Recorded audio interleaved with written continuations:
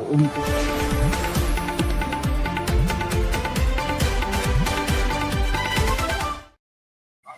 Sir आप जब उसमें ऐड हो वंदे मातरम, मैं मृगेंद्र पांडे और आप देख रहे हैं विस्तार सारी न्यूज। परमिशन हमारी इस डिबेट को विस्तार न्यूज के सभी डिजिटल प्लेटफॉर्म पर एक साथ देख सकते हैं। देश में पिछले 2 दिनों से वंदे मातरम की चर्चा है।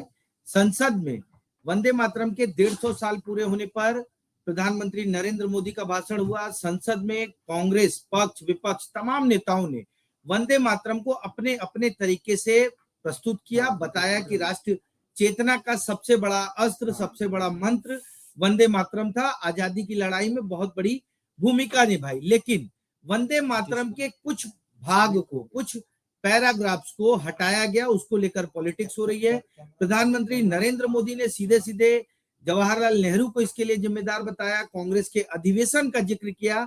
इन सब विषयों पे विस्तार से चर्चा करेंगे। सबसे पहले आप हमारी ये रिपोर्ट देखिए, उसके बाद हम अपने मेहमानों से मिलवाएंगे।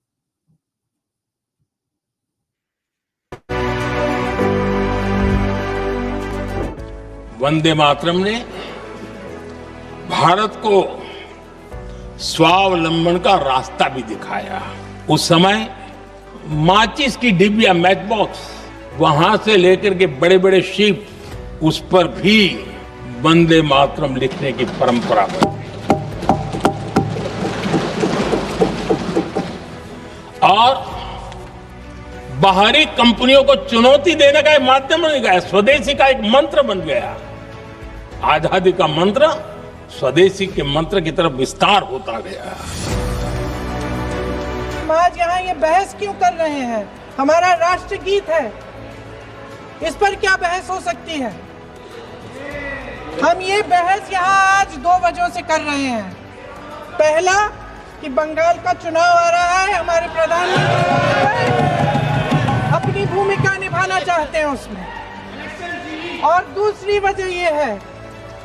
वजह ये है, ये मकसद है, पुरानी मकसद इनकी अध्यक्ष महोदय, कि जिन्होंने स्वतंत्रता की लड़ाई लड़ी, जिन्होंने देश के लिए बड़ी बड़ी कुर्बानियां दी, उन पर सरकार नए आरोप लादने का मौका चाहती है।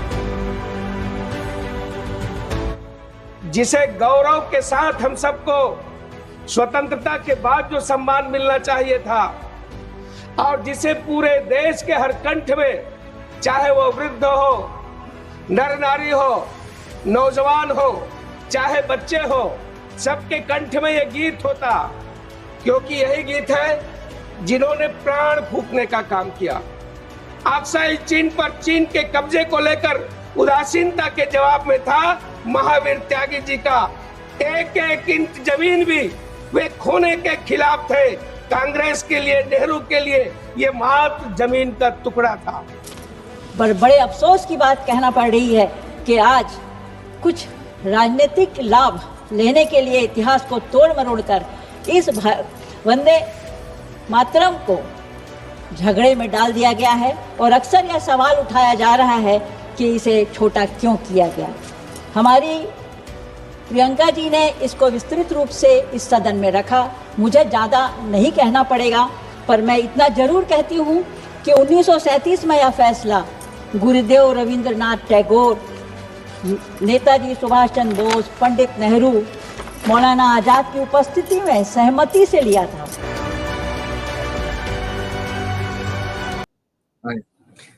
तो आपने देखा कि संसद में किस तरीके से प्रधानमंत्री नरेंद्र मोदी, प्रियंका गांधी से लेकर छत्तीसगढ़ के सांसदों ने वंदे मातरम पर अपने अपने विचार रखे, अपने अपने पक्ष रखे। वंदे मातरम को हम लोग स्कूलों में लगातार गायन करते रहे हैं। वंदे मातरम के प्रति भारत के लगभग सभी आदमी की आस्था है। आज इसी विषय पे चर्चा करेंगे। हमारे साथ बीजेपी की प्रवक्ता है, प्रदेश प्रवक्ता शताब्दी पांडे जी, आपका बहुत बहुत स्वागत है। कांग्रेस का पक्ष रखने के लिए अभय नारायण राय जी हैं, उनका भी बहुत बहुत स्वागत है।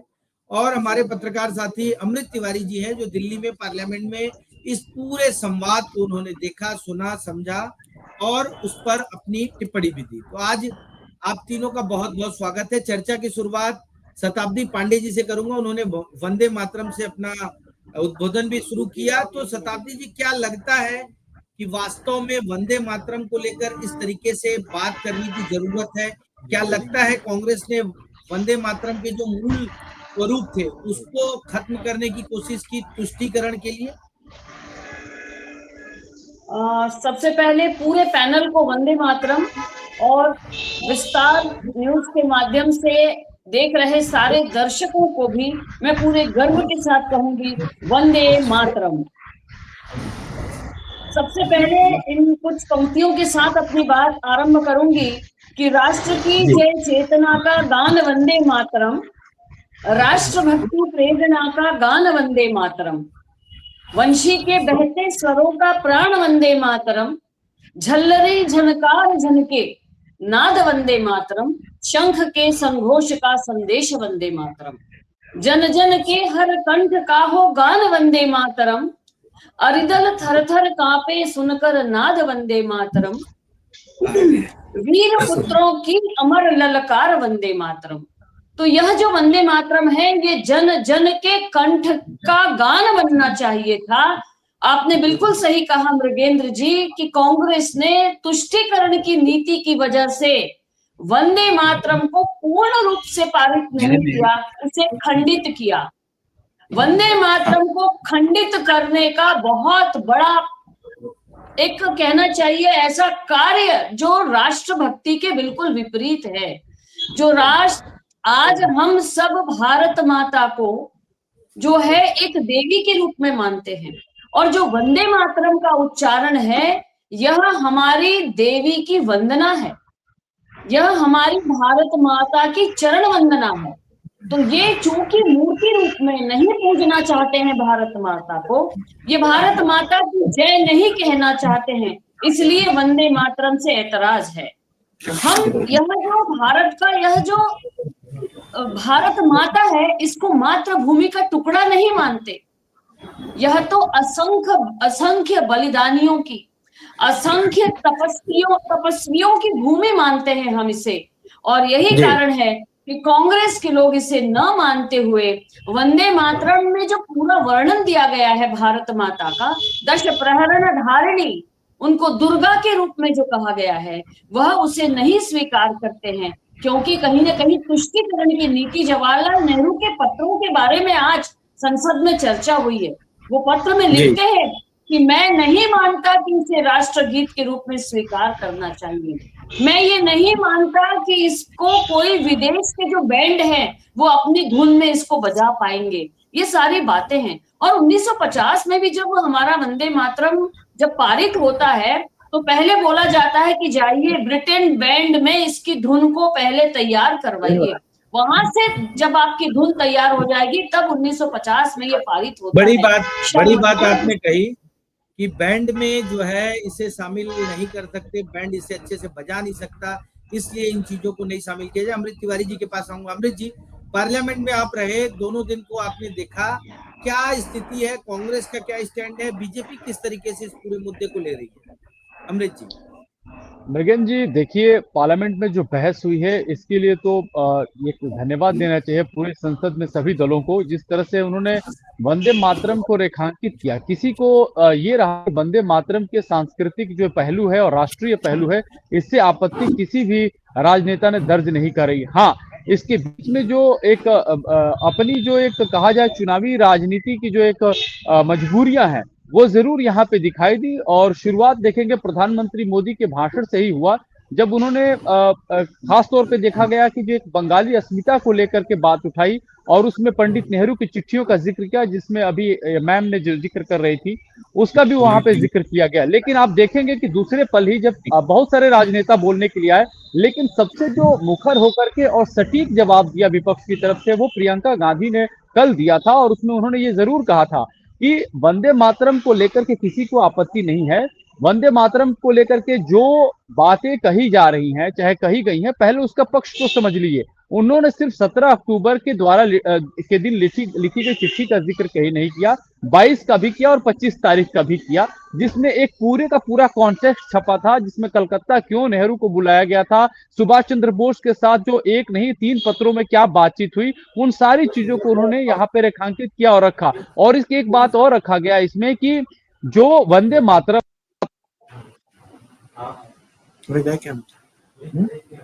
सर आप लीजिए, कंटिन्यू लीजिए आप। शताब्दी पांडे से। तो आपने सुना अमृत जी कितने विस्तार से बता रहे थे। शताब्दी जी आपके पास आऊंगा। तो प्रियंका गांधी का एक बयान आया पार्लियामेंट में ही, उन्होंने कहा कि बीजेपी जो है वो चुनाव लड़ने के लिए है और कांग्रेस देश के लिए। दूसरा इसी से जुड़ा सवाल ये था उनका कि आज वंदे मातरम पर चर्चा इसलिए हो रही है क्योंकि प्रधानमंत्री पश्चिम बंगाल के चुनाव में अपनी उपस्थिति दर्ज कराना चाहते हैं और उनका पसंदीदा विषय पीएम पूर्व प्रधानमंत्री जवाहरलाल नेहरू को कोसना है। ये दो विषय है। इस पर क्या बीजेपी का क्या स्टैंड है? क्या लगता है प्रियंका गांधी इस पूरे घटनाक्रम को बंगाल चुनाव से जोड़कर देखना चाह रही हैं? देखिए, ये सबसे पहली बात मैं ये सुधारना चाहूंगी कि प्रियंका गांधी ने जब कहा कि संसद में इस पर बहस नहीं होनी चाहिए, वंदे मातरम बहस का मुद्दा हो ही नहीं सकता, क्योंकि वंदे मातरम का शाब्दिक अर्थ क्या है? हे महाभारत मां तेरे चरणों में वंदन। तो ये बहस कैसे हो सकता है? वंदे मातरम हमारा राष्ट्रीय गौरव है, वंदे मातरम हमारी राष्ट्रीय प्रेरणा है, वंदे मातरम राष्ट्रीय धर्म है। इसको बहस का मुद्दा तो बिल्कुल नहीं बनाना चाहिए और राजनीतिक अमली जामा तो बिल्कुल नहीं पहनाना चाहिए।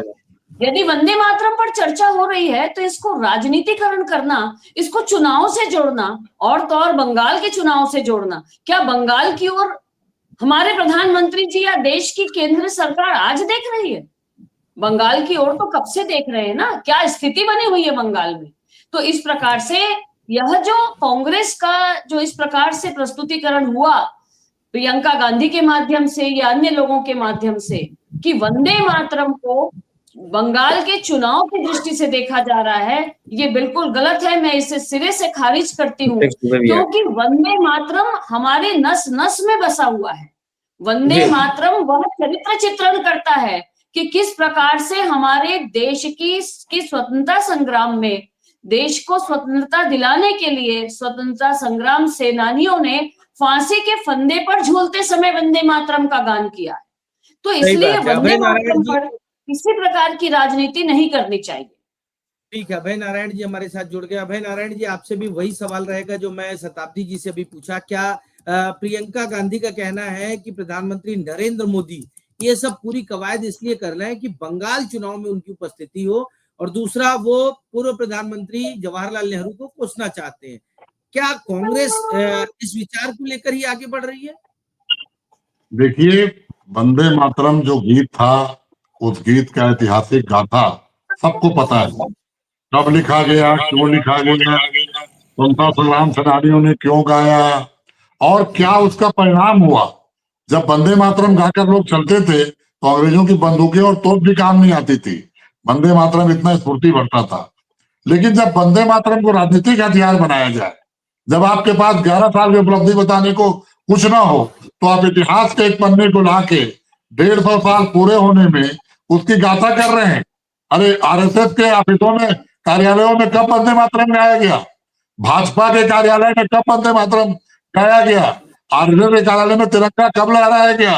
जरा ये तो इतिहास प्रधानमंत्री जी को बताना चाहिए था देश के सामने कि इसको आरएसएस ने कब अंगीकार किया, भाजपा ने। कांग्रेस के तो हर मीटिंग में, जिले की मीटिंग हो, प्रदेश की मीटिंग हो, देश की मीटिंग हो, वंदे मातरम और जनगण मन से शुरू और समापन होता है। कांग्रेस तो अंगीकार रखी है।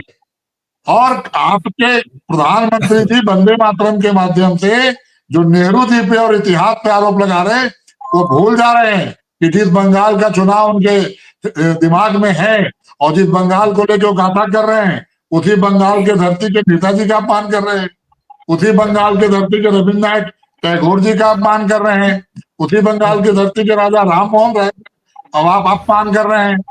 जब वंदे मातरम को अंगीकार किया गया तब सारे नेता उपस्थित थे। रविन्द्रनाथ टैगोर जी ने कांग्रेस कलकत्ता अधिवेशन में कांग्रेस के इसको गाया था और वहां से शुरुआत हुई। 1950 में संविधान सभा ने इसको राष्ट्रगीत का दर्जा दिया। और जब ये जिन नेताओं का नाम ले रहे हैं मोदी जी, जो इतिहास को झूठ बनाने का प्रयास कर रहे हैं, अपना इतिहास, आरएसएस का इतिहास देश को सुना रहे हैं, क्योंकि प्रधानमंत्री हैं, उनको समय मिल रहा है, बोलने मिल रहा है, समय ज्यादा मिल रहा है, तो झूठ ज्यादा बोल रहे हैं। प्रियंका जी ने तो डेट वाइज कि सुभाष बाबू ने कब पत्र लिखा, नेहरू जी ने कब पत्र लिखा, 26 अक्टूबर को कैसे उसको स्वीकार किया गया, फिर 37 में कैसे स्वीकार किया गया, 50 में कैसे स्वीकार किया, डेट वाइज बातें बताई। लेकिन भारतीय जनता पार्टी 1 साल से पहले दिन से 365 दिन चुनावी मोड में रहती है। और शताब्दी बहन ने ठीक कहा कि बंगाल पे हाथ निगाह नहीं है, वो जब से प्रधानमंत्री बने तब से निगाह है, जब से जनसंघ और भाजपा बनी तब से निगाह है। वहां के लोग इनको स्वीकार नहीं कर रहे हैं, तो स्वीकार करने के नए नए चीजें खोजी जा रही हैं। आप भविष्य में बात करिए ना, 2047 का भारत क्या होगा, बात करिए, उससे आप भागते हैं। चुनाव सुधार में बात की बात आएगी तो आप भागते हैं, चुनाव आयोग पे बात होती है तो आप भागते हैं, बेरोजगारी महंगाई पे बात आएगी तो आप भागते हैं। लेकिन आप वंदे मातरम को आपने स्वीकार कब किया, कब याद आई वंदे मातरम की? ये जवाब सांसद और भाजपा को इस देश को देना चाहिए। अभय जी, सभी विषयों पे शताब्दी जी से जवाब ले लेते हैं, फिर अमृत तिवारी जी के पास चलेंगे। शताब्दी जी, अभय जी का कहना है कि आप बताएं कि बीजेपी की बैठकों में वंदे मातरम कब होता है, तिरंगा और तमाम बातें आई, और पश्चिम बंगाल को लेकर इन्होंने कहा कि आप तो लंबे समय से बंगाल में है लेकिन जनता नहीं स्वीकार कर रही है। देखिए, मैं इनकी बातों को जवाब देने के लिए कोई मैं नहीं कह रही हूं, लेकिन मैं स्पष्ट तौर पर कहना चाहूंगी कि न बंगाल कभी हमारे देश से अलग था, न हमारे प्रधानमंत्री जी की उस वहां की प्रगति की, वहां की विकास की गाथा की दृष्टि से कभी अलग था, और न ही कभी आरएसएस के कार्यक्रमों में या भारतीय जनता पार्टी के कार्यक्रमों में वंदे मातरम को इग्नोर किया गया हो। अभय नाथ जी से मैं पूछना चाहूंगी कि क्या पूरा वंदे मातरम उनको आता है? कोटि कोटि कंठ कल निनाद करले, ये जो पूरी पंक्तियां हैं, इसको देखिए, ये परीक्षा के जरिए परीक्षा में नहीं बैठा हूं मैं, भारतीय जनता पार्टी और आरएसएस के सारे कार्यकर्ताओं को पूर्ण वंदे मातरम आता है, और हमारा पूरे कार्यक्रम का समापन वंदे मातरम से होता है। तो इसलिए आप ये प्रश्न किनसे पूछ रहे हैं? जो वंदे मातरम के लिए जीते हैं। वंदे मातरम भारत भक्ति का शाश्वत उद्घोष है। ये हमारे लिए एक मात्र गान नहीं है, ये मात्र हमारे लिए नारा नहीं है, हम इसे जीते हैं। तो इस प्रकार से यह जो प्रश्न है अपने आप में बहुत ही हास्यास्पद है, क्योंकि वंदे मातरम को पूर्ण रूप से, विखंडित रूप से नहीं, अपितु पूर्ण रूप से भारतीय जनता पार्टी और आरएसएस के कार्यकर्ता ग्रहण करते हैं, नतमस्तक होते हैं इस पर। ठीक है, वंदे मातरम के प्रति इतनी आस्था मुझे लगता है हर भारतीय को होनी चाहिए। प्रत्यक्ष दुबे हमारे साथ जुड़ रहे हैं। प्रत्यक्ष, इस पूरे घटनाक्रम को जो पार्लियामेंट में हुआ उसको तो सब लोगों ने देखा, सबके बयान सोशल मीडिया पर है, टीवी चैनलों में चले, लेकिन आप अगर बंगाल चुनाव के हिसाब से देखें तो क्या लगता है कि प्रधानमंत्री नरेंद्र मोदी हो या पूरी बीजेपी इस पूरे कार्यक्रम को बंगाल चुनाव से जोड़कर देख रही है, और बंगाल चुनाव में जीत के लिए इसको एक हथियार के रूप में बनाया जा रहा है? प्रत्यक्ष मृगन जी, देखिए, सबसे पहले तो ये जो पूरा डिबेट था, इसके ऊपर जो सवाल लगातार एक उठाया जा रहा है कि ये बंगाल चुनाव को देखते हुए जाहिर सी बात है विपक्ष ने बहुत अच्छे तरीके से मुद्दा पकड़ा, और प्रियंका गांधी वायरल रही पिछले दिनों। अखिलेश यादव के जो बयान है वो भी लगातार वायरल हो रहे हैं, और इसी से एक कड़ी निकल करके आ रही है वायरल। ये वायरल जो शब्द आता है, जिस पूरे ऑडियंस को, जिस पूरे सोसाइटी को ये शब्द जो एक मैटर करता है वो है जेनजी, और जो सबसे बड़ा एक वोट बैंक भी निकल करके आता है तमाम पार्टियों के लिए वो है जेनजी। तो जेनजी को साधने के लिए और जेनजी को ये बतलाने के लिए, बिना इस चीज पे जाए, क्योंकि हम लोग पत्रकार हैं, बिना पक्ष विपक्ष की बात किए, जो इस मुद्दा है, इस मुद्दे के तह को एक बार अगर समझने की कोशिश करें तो सबसे पहले ये बात निकल करके आती है कि कांग्रेस हो, बीजेपी हो, या फिर जो राज्य स्तर की जो पार्टियां हो, कोई भी हो, सबसे महत्वपूर्ण चीज वो ये है कि जो जेनजी है इनके अंदर पैट्रियोटिज्म को जगाया जाए, या पैट्रियोटिज्म को लेकर के, देश के आजादी के संघर्ष को लेकर के कितना इनको एजुकेट किया जा रहा है, कितना इस पे ध्यान दिया जा रहा है। और अगर 150 साल पुराना एक गीत है जिसको हम लोगों ने वॉर क्राई के रूप में, पॉलिटिकल वॉर क्राई के रूप में यूज किया, हम लोगों ने आजादी के लिए जिस गाने का इस्तेमाल किया, अंग्रेजों ने जिस गाने को बैन कर दिया, कई बार बैन किया, तो इसका महत्व जो आज की जनरेशन है ये समझे। आजादी का जो संघर्ष रहा है उस संघर्ष को लगातार सहर्ष रूप से समझा जाए, और वही वही जो क्रांति है, वही जो भावना है, वही जो सम्मान है, आज की जनरेशन की नसों में दौड़े। इसलिए मुझे व्यक्तिगत रूप से ऐसा लगता है कि इस प्रकार के जो प्रैक्टिसेस हैं, ये पार्लियामेंट में होना मतलब लगातार होना चाहिए। ना सिर्फ वंदे मातरम, बल्कि हमारे जो वीर सूरमा हैं, इनके बारे में गाथा, इनके जो सही हमारे बात वॉर है, क्राई आपने है, बहुत सही बात की कि जो नई जनरेशन है, नए लोग हैं जो वंदे मातरम की उस ऐतिहासिक महत्व को कम समझते हैं, कम जानते हैं, उनके लिए कम से कम ये 2 दिन ये समझने जी। के लिए काफी है। हालांकि वो भाजपा के पक्ष में समझे या कांग्रेस के पक्ष में। शताब्दी जी, आपके पास आऊंगा। बंगाल में जी करीब 20% वोटर नए हैं और ये जो वंदे मातरम को लेकर हुआ, क्या लगता है कि वो जो वोटर है वो बीजेपी के प्रति आकर्षित होगा? जिस तरीके से भाजपा के बड़े नेताओं ने, प्रधानमंत्री सहित तमाम नेताओं ने अपनी बातें रखी और तथ्य रखे, कांग्रेस ने भी रखा, लेकिन क्या क्योंकि कांग्रेस की स्थिति वहां कमजोर है, वहां बीजेपी का मुकाबला टीएमसी से है, तो क्या लगता है कि नए वोटरों में एक ऊर्जा पैदा करेगी और ये वोटर हो सकता है बीजेपी के पक्ष में आ जाए? मृगेंद्र जी, मैं आपकी इस बात को थोड़ा सा अपने तरीके से मैं यह कहना चाहूंगी कि कहीं भी पर भी इसको ये ना देखा जाए कि बंगाल के 20% युवा वोटरों को प्रभावित करने के लिए ये विषय लिया गया है। मैं फिर कहूंगी, जो अभी हमारे पहले जो पत्रकार कह रहे थे कि 150वीं वर्षगांठ हमने पहले भी स्वामी विवेकानंद की मनाई थी, तो यह भारतीय जनता पार्टी के अंतर्गत जो है वो शताब्दी वर्ष, सार्ध शताब्दी कहते हैं 150 को, सार्ध शताब्दी वर्ष है ये वंदे मातरम का, ये मनाने की परंपरा रही है। इस परंपरा के अनुसार अपने पूरे संपूर्ण देश के युवा पीढ़ी को इससे अवगत कराना इसका मूल उद्देश्य है। अब इसका प्रभाव बंगाल की जनता पर, बंगाल के युवा मतदाताओं पर निश्चित रूप से पड़ेगा, क्योंकि उनके रगों में भारत माता के प्रति दौड़ने वाला जो संचार है वह वंदे मातरम से जागेगा। क्योंकि जो नई जनरेशन है वो किसी के बहकावे में नहीं आती है। जब उनको यह मालूम पड़ेगा कि हमारे बंगाल का यह इतिहास किस तरीके से तोड़ा मरोड़ा गया, छिपाया गया, किस तरीके से आनंद मठ में लिए गए इस गीत को, बंकिम चंद्र चट्टोपाध्याय की भावनाओं को खंडित किया गया कांग्रेस के द्वारा, जब यह उन्हें मालूम होगा तो निश्चित रूप से वो वंदे मातरम के साथ खड़े होंगे, अर्थात वो हमारे मोदी जी की भावना को समझेंगे। ये मेरा ठीक है। अभय जी के पास आता हूँ। अभय जी, बीजेपी जो है, अभी बिहार चुनाव था, उससे पहले कर्पूरी ठाकुर को प्रेजेंट किया, अभी वंदे मातरम बंगाल चुनाव से पहले। क्या लगता है कांग्रेस ये सब करने में फेल हो जाती है और इसी कारण सरकार से बाहर हो जाती है, मतदाता जुड़ नहीं पाता, ऐसा लगता है आपको? आप मानते हैं? देखिए, बीजेपी के पास ना तो उनके पूर्वज हैं जिनका आजादी की लड़ाई का इतिहास हो, न कोई साहित्य और इतिहास में ऐसा व्यक्तित्व आजादी के समय का और जनसंघ और आरएसएस से जुड़े लोग हों, जो लोग खुलेआम अंग्रेजों के साथ थे, खुलेआम, कोई चोरी छुपा नहीं, गवाही देते थे, स्वतंत्रता संग्राम सेनानियों के विरुद्ध गवाही देने का काम अंग्रेजों से करते थे। आज वो कांग्रेस के पूर्वजों को लेकर, राजनीतिक इतिहास के स्वतंत्रता संग्राम सेनानियों को लेकर अपना बताने की जो होड़ है मोदी जी की, और मोदी जी के बारे में क्या ही कहा जाए, मोदी जी के बारे में तो हम बहुत छोटे हैं, प्रधानमंत्री है इस देश के, लेकिन लोकसभा के उनके 1 घंटे की स्पीच में कितनी बार नेहरू, कितनी बार कांग्रेस, कितनी बार आजादी की लड़ाई को लेकर झूठ परोसा गया।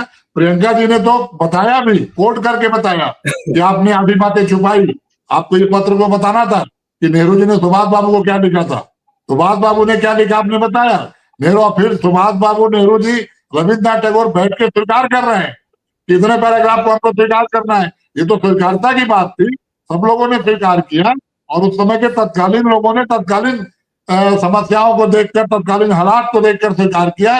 आज मोदी जी को पुनः हिंदू मुस्लिम करना है, आज मोदी जी भी खंडित कर रहे हैं, और ये तो राष्ट्रीय गीत पास हुआ है संविधान सभा में, आपका बहुमत है, पास कर दीजिए, लागू करिए, तमाम पाठशालाओं में इसका सुनवाइए, अपनी पार्टी कार्यालयों में। आपको तो 52 साल बाद आया कि तिरंगा लहराना है, आपको तो 52 साल बाद आया कि वंदे मातरम याद करना है। जब आप सरकार में आने के लिए, सत्ता में जाने के लिए सहारा चाहिए, हम तो वंदे मातरम, कांग्रेस उस समय जाई जब अंग्रेजों को भगाना था, जब देश को आजाद करना था, और आज आप तो सत्ता में लाने के लिए, अपनी सत्ता बचाने के लिए तमाम मुद्दों को त्याग कर आप इतिहास के मुद्दों पर जाते हैं, अच्छी बात है। और वंदे मातरम के साथ कौन खड़ा नहीं होगा, पूरा देश खड़ा है। और जेएनजी के लोग समझेंगे कि मोदी जी क्या कर रहे हैं और कांग्रेस इसमें क्या कर रही है, बिल्कुल समझेंगे। और ममता बनर्जी का भी आज बयान देखिए कि उन्होंने क्या बयान दिया है। उन्होंने आज क्या बोला है प्रधानमंत्री जी के भाषण पर, एक प्रदेश के मुख्यमंत्री ने जो बोला है वो भी कोट करने की स्थिति है। मैं कह रहा हूं कि आप तमाम भविष्य की बातें करिए, 2047 में लगाइए, लेकिन विभाजित करके, लोगों की मानसिकता विभाजित करना, धर्म विभाजित करना, जाति विभाजित करना, केवल और केवल चुनावी मोड में रहना, ये एक भाजपा और मोदी जी के कार्य है। चुनावी मोड में रहना भाजपा और मोदी जी की बात है। अमृत जी आपके पास आऊंगा, अभय जी के सवाल को ही आगे बढ़ाऊंगा। चुनावी मोड में रहती है बीजेपी, और अभी प्रत्यक्ष ने भी कहा कि ये जो यूथ वोटर है नए लोग हैं। दूसरा, दो चीजों का आप जवाब दीजिएगा, ममता बनर्जी ने क्या कहा, उसके क्या मायने हैं, और क्या इस पूरे घटनाक्रम का जो वंदे मातरम को लेकर चल रहा है बंगाल की पॉलिटिक्स पे क्या असर पड़ेगा, दोनों का आप जवाब दीजिएगा अमृत जी। मृगेन जी, अब मैं दोनों अपने जो गेस्ट हैं उनको सुन रहा था, और जो सदन में भी जो पक्ष विपक्ष हो उनको सुनने के आधार पे मैं एक निष्कर्ष पर पहुंचा हूं। वो भोला ही आदमी होगा जो कहेगा कि इस डिबेट का कोई राजनीतिक पहलू नहीं है। पश्चिम बंगाल जरूर केंद्र में है, इसको ठोक के कहा जा सकता है। दूसरी बात, जो वंदे मातरम की जो एक इसकी जो खुश सर किसी और को लीजिए, क्या किसी और को लीजिए, ये नहीं है चलेगा। प्रत्यक्ष दुबे के पास आ सकते हैं। अमृत जी, मुझे लग रहा है तकनीकी कारणों से उनकी आवाज नहीं आ पा रही है। प्रत्यक्ष दुबे आपके पास आऊंगा। प्रत्यक्ष, वही सवाल जो मैं अमृत जी से पूछ रहा था, उसी सवाल का आप जवाब दीजिए। क्या लगता है पूरा पॉलिटिक्स के लिए ही किया गया है, चुनाव को देखते हुए किया गया है?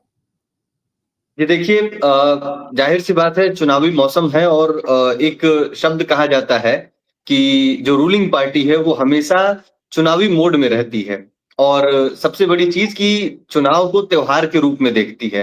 तो जो सोशल मीडिया है, मैं अगर सोशल मीडिया के हवाले से बोलूं, क्योंकि मैं लगातार ट्रेंड देख रहा हूं पिछले 24 घंटे से, और पिछले 48 घंटे से बयानों को सुन रहा हूं, तो एक निष्कर्ष जो निकल करके सामने आता है वो ये जरूर आ रहा है कि लोगों के मन में भी, जो बहुतायत है उनके मन में ये जरूर है कि चुनाव को देखते हुए इस तरीके की चीजें की गई है, और इस चीज पे पक्ष और विपक्ष जो है वो आपस में जो है कि बात कर सकते हैं और निष्कर्ष निकाल सकते हैं। फिलहाल जो चीज अधर में है वो ये है कि इसका जो प्रासंगिकता है, इस चर्चा की जो प्रासंगिकता है वो कितनी है। और मैं दोबारा वो बात को दोहराऊंगा कि बहुतायत ऐसे लोग हैं जिन्होंने उस वक्त के जो संघर्ष है, उस वक्त की जो कहानियां हैं, वो उससे अनछूए हैं। और ये बात इतनी गहरी बात है कि जब हम लोग स्कूल में पढ़ते हैं, एनसीईआरटी का सिलेबस पढ़ते हैं और 12वीं क्लास को पास कर जाते हैं, लोग अपने अपने स्ट्रीम में चले जाते हैं, आज का युवा सब लोग अपने अपने साइड को चुन लेते हैं, लेकिन ये जो ध्यान है, ये जो कुर्बानियां हुई हैं, उस कुर्बानी पे जो ध्यान है, ये बहुत कम रह जाता है, इस पे चर्चाएं बहुत कम रह जाती है। बहुत अच्छी बात कही प्रत्युष आपने। अमृत जी फिर जुड़ गए। अमृत जी, एक फाइनल कमेंट लूंगा क्योंकि समय कम है, आप एक फाइनल कमेंट दीजिए, क्योंकि आपका विश्लेषण सुनना भी हमारे लिए बहुत जरूरी है। जी बिल्कुल, मैं अपनी बात कंप्लीट करता हूं बहुत कम समय में। जो मैं कह रहा था कि राजनीतिक इसका पहलू है, लेकिन इसकी खुशबू फिर वो हट गया, आ गया। अमृत जी, आवाज आ रही है मेरी आपके पास? जी मुझे आ रही है, मैं माफी चाहूंगा, बीच बीच में मेरी चीजें डिस्टर्ब हो जा रही। मैं ये कह रहा था कि इसमें पूरे अगर देखेंगे चर्चा में तो एक बात साफ है। देखिए, सबसे पहली बात है, कांग्रेस को जो शिकायत है उसको खुद के अंदर भी झांकना चाहिए। इस पूरे डिबेट में प्रियंका गांधी एक मर्तबा आती हैं, कुछ फैक्ट्स रखती हैं, और बीजेपी की तरफ से जितनी बातें कही जाती हैं उसको धुएं की तरह उड़ा देती हैं। देखिए, मैं बहुत सोच समझ के बोल रहा हूं, कांग्रेस में क्या खामी है। बीजेपी जो है आपके महापुरुषों को अपना ले रही है, आप नहीं अपना पा रहे हैं। उसको याद है कि 150 साल होने वाले हैं, उसको सेलिब्रेट कर ले रहे हैं, आप क्यों नहीं कर पा रहे हैं। आपके पास बहुत बड़ा तंत्र है, आप देश की सबसे बड़ी जो विपक्षी पार्टी भी है आज की तारीख में है, तो वो चीज आपको भी देखनी चाहिए। क्योंकि आप भी राजनीतिक पार्टी हैं, भारतीय जनता पार्टी राजनीतिक पार्टी, वो राजनीति करेगी, आप भी राजनीतिक पार्टी हैं, आप भी राजनीति करिए, आप जवाब दीजिए उस चीज को। अभी जो है शताब्दी जो कह रही थी 150 साल के लिए जितनी, अभी देखिए गुरु तेग बहादुर जी का 150 साल जो है शहीदी दिवस मनाया गया, भारतीय जनता पार्टी ने हर जगह बढ़ चढ़ के उसमें अपने आप को आगे रखा। तो सवाल ये उठता है कि महापुरुष हो या हमारे प्रतीक चिन्ह हो, राष्ट्रगीत हो, राष्ट्रगान हो, उसको लेकर के कांग्रेस के पास जो है बहुत असलहे हैं, वो चाहे तो खुद को उससे लैस कर सकती है, लेकिन जो एक मजबूरी है, जैसे मजबूरी का नाम मैं बता रहा हूं, जो 1936 में जिन्ना के ब्लैकमेलिंग के चलते वंदे मातरम को यूनाइटेड प्रोविंस के सिलेबस से बाहर कर दिया गया, कहीं ना कहीं वो चीजें आजादी के बाद भी, खास तौर पे 70 के दशक के बाद जिस तरह की राजनीति शुरू हुई, उसमें कहीं ना कहीं जो है कांग्रेस के नेता खुद को ब्लैकमेल करवाना पसंद करते रहे। कुछ कट्टरपंथी नेताओं के जरिए जिस तरह से प्रोजेक्ट किया गया कि हम वंदे मातरम नहीं बोलेंगे, जबकि वंदे मातरम के 2 पद जोड़े गए, वो किन लोगों ने जोड़े थे? बड़े महान लोगों ने जोड़े थे। उसमें रविन्द्रनाथ टैगोर थे, वो सहमति उसमें देखेंगे सुभाष चंद्र बोस की भी थी। उसमें जब संविधान सभा में जाते हैं डॉक्टर राजेंद्र प्रसाद भी हैं, और तो और सोचिए उसमें श्यामा प्रसाद मुखर्जी से जैसे लोग भी इस संविधान सभा में बैठे हुए हैं। वो एक बड़ा डिबेट है। उसके बाद जो है ये पूरे चरणबद्ध तरीके से 1896 से लेकर अब तक जो है आप देखेंगे 1950 तक ये वंदे मातरम चला आता है। लेकिन क्या मजबूरी है कि 1980 आते आते वंदे मातरम फिर डिबेट के केंद्र में आता है, फिर से किसी कम्युनिटी विशेष को खुश करने के लिए, जबकि उसमें से लगभग मैं भी जानता हूं कि 80% लोग, उससे कोई मतलब नहीं कि वंदे मातरम बोलना है कि नहीं बोलना है। लेकिन कुछ कट्टरपंथी ताकतों के आगे आप बोलेंगे तो जाहिर तौर पर सामने वाला इसका मजमा लूटेगा ही। उसकी राजनीति अगर इसी आधार पे बाइनरी पे चलने की है तो बाइनरी लगे, आप बाइनरी खत्म कर दीजिए। आप क्यों नहीं खत्म कर देते हैं बाइनरी कि भाई आप इस तरह बोलते हैं, आप इस चीज को अपना लीजिए, बात खत्म हो जाती है। अमृत जी आपने सही कहा, कांग्रेस को भी इस तरीके से सोचना होगा। आज की चर्चा हमारी यही थी कि क्या वंदे मातरम सिर्फ पॉलिटिकल स्टंट है या उसके आगे की सोच रही है बीजेपी। आज की चर्चा में आप सभी शामिल हुए, आप सभी का धन्यवाद। नमस्कार। वंदे मातरम।